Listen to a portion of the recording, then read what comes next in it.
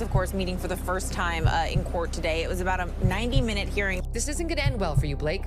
Sorry. In a world where sometimes people judge you before they give you a chance. 90 minutes, that's all it took for Justin Baldoni to land his first major legal win over Blake Lively, throwing her entire legal team into a full-fledged crisis. While this wasn't the final judgment, it was a pivotal moment in deciding how this legal war would unfold. And from the way things were looking, the odds weren't in Blake's favor. If you haven't been keeping up, here's the situation. Blake Lively slammed Justin Baldoni with a jaw-dropping $250 million lawsuit, accusing him of severe misconduct. But Justin wasn't about to take it lying down. Instead, he hit back with an even bigger $400 million countersuit, charging Blake with extortion and defamation. Now, after months of fiery exchanges, the battle had finally reached the courtroom, setting the stage for one of Hollywood's most chaotic legal clashes in years. From the moment the hearing kicked off, Justin's attorney, Brian Fredman, came in with guns blazing, making it crystal clear he wasn't there to play nice. His aggressive approach had Blake's legal team visibly rattled, and honestly, who could blame them? This was the same man who had vowed, publicly, to drag Blake through the legal system without mercy.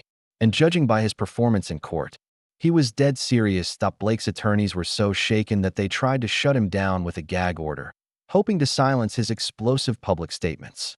But the judge wasn't having it. In a swift ruling, he rejected their request, noting that Blake's own legal team had been just as vocal in the press. Shutting down Fredman while allowing Blake's side to speak freely would have been completely unfair, and the judge refused to play favorites. That decision marked Justin's first victory of the day, but things were about to spiral even further. Out of control for Blake. Desperate, Blake's attorneys continued to argue that Fredman's relentless media presence was making it impossible for them to respond effectively. Every time they prepared a rebuttal, he was already out there dropping another bombshell, leaving them scrambling to catch up. But once again, the judge wasn't buying it. He dismissed their complaints outright, reaffirming that Fredman had every right to discuss the case publicly. Another crushing blow for Blake. But the real chaos erupted when her legal team realized Justin Baldoni wasn't just fighting this battle in the courtroom. He was waging war on the internet. Blake's lawyers were furious when they discovered Justin had launched an entire website dedicated to the case, planning to upload key evidence, including videos, legal documents, and messages that backed up his claims. They argued this was highly improper and could manipulate public opinion before the trial even truly began. But Fredman wasn't about to let them rewrite the rules in their favor. He clapped back hard, reminding the court that it was Blake who had taken her accusations to the media first. She had run straight to the New York Times, giving Justin a mere 12 hours to respond before they dropped a damning expose on him. He barely had time to defend himself before his reputation was already taking serious damage. If Blake was allowed to use the media to frame the narrative, why couldn't Justin do the same? That argument hit like a wrecking ball, and the judge agreed, handing Justin yet another legal win. But then came the biggest blow of the day. In a last-ditch effort to maintain some control, Blake's lawyers requested that she be allowed to handpick who would question her during her deposition. Clearly, they were trying to dodge Fredman himself. But the judge shut that down instantly. Without hesitation, he ruled that Blake had no right to choose her interrogator. She would have to answer to whoever the court assigned, like it or not. By the time the hearing wrapped up, the message was clear. Justin's side had gained serious ground. Every attempt by Blake's legal team to rein in Fredman had not only failed, but had actually given him more opportunities to strengthen his case. This war was far from over, but if this opening round was any indication, Blake was in for a brutal uphill fight. That ruling sent waves of panic through Blake Lively's legal team, and they couldn't even hide their frustration. They knew exactly what it meant. Fredman was coming for her, and they had no way to stop him.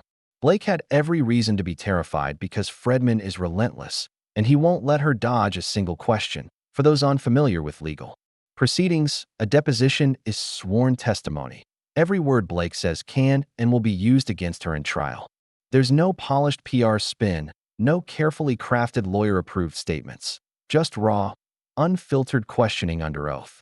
And from the way her legal team was scrambling to shield her from Fredman, it was clear she wasn't ready. Not even close, which raises a crucial question. If Blake Lively is so confident in her accusations, why is she fighting so hard to avoid a deposition? If she's telling the truth, wouldn't she want to go on record and let the facts speak for themselves? Instead, she and her attorneys are throwing up every roadblock imaginable to keep Fredman away, coming up with excuse after excuse. They know that once she's in that room, the games are over. No more media spin, no more strategic leaks, no more distractions, just the cold, hard facts. But the judge saw right through them. He denied their request, yet another devastating loss. For Blake's side, by the end of the hearing, the verdict was undeniable. Justin and his team had dominated every legal argument. One ruling after another had gone in his favor, while Blake's legal team had suffered nothing but crushing defeats. And just when they thought it couldn't get worse, the judge made a game-changing announcement.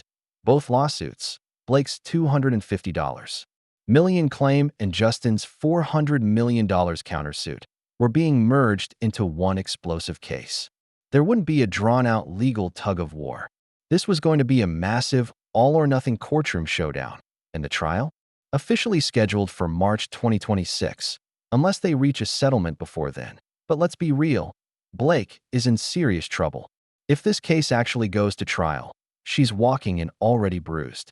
She's lost multiple key battles before. The real fight has even begun. If this continues, she could find herself sitting in a courtroom where every shred of evidence Justin has collected is laid bare for the world to see. And make no mistake, this isn't just about the courtroom. It's about the court of public opinion, too. And right now, her once flawless reputation is starting to crack. Fans are divided. Some remain loyal, but others are beginning to doubt her. Meanwhile, Justin is meticulously gathering every receipt, ensuring he has all the proof he needs to turn the tables completely. The fact that he launched an entire website dedicated to the case speaks volumes. He's not just defending himself in court. He's making sure the entire world hears his side, that it's a genius strategy. Blake used the media to go after him. Now, he's using the internet to fire back. At this point, Blake needs to ask herself a hard question. Is it worth dragging this fight out? Or should she cut her losses before she destroys herself completely? Because if she loses, she won't just walk away with a damaged reputation. She'll be on the hook for $400 million. And that brings us to Ryan Reynolds. Where does he stand in all of this? If Blake loses, it won't just be her reputation that takes a hit, it'll cost them both. That $400 million sum is higher than their combined net worth.